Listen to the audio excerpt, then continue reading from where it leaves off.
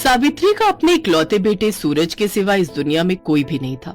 बचपन में ही जब सूरज के पिता का स्वर्गवास हो गया, उसके बाद सावित्री ने उसी जमीन के छोटे से टुकड़े पर खुद से खेती करनी शुरू की, जिस पर उसका पति खेती किया करता था।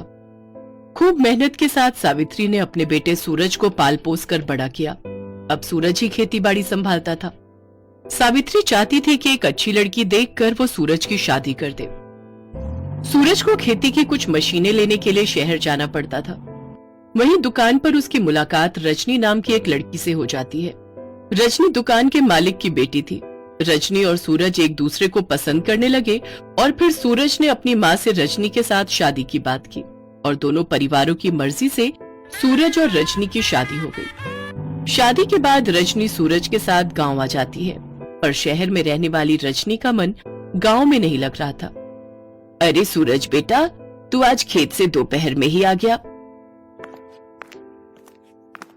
वो माँ जी, मैंने ही इन्हें जल्दी घर बुलाया है। शाम को हम शहर जा रहे हैं। माँ बाबूजी बहुत समय से बुला रहे थे। हम 1-2 दिन में आएंगे। आपको कोई ऐतराज तो नहीं है ना?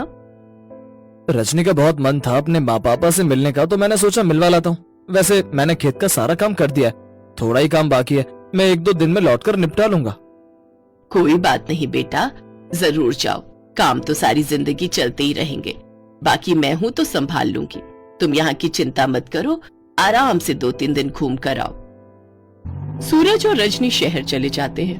अगले दिन सावित्री ने सोचा कि एक बार खेत देखा है, कोई काम होगा तो वो कर लेगी।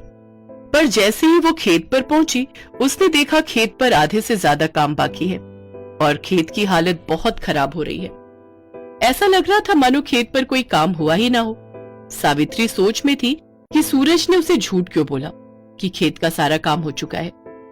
अगले 10 दिन तक सूरज और रजनी गांव वापस नहीं लौटे। सावित्री को चिंता हो रही थी। सूरज 2-3 दिन बोलकर गया था, पर आज उसको गए 10 दिन हो गए, अभी तक नहीं लौटा। मुझे तो चिंता हो रही है। या तो उसकी जान पहचान के लड़कों से पूछती हूँ, उनके पास शायद उसका फोन का नंबर होगा। हाँ, ये ठीक रहेगा। सावित्री जैसे ही दरवाजे पर पहुंची, तभी सूरज और रजनी आ गए। अरे तुम दोनों, मैं तुम्हारी ही चिंता कर रही थी।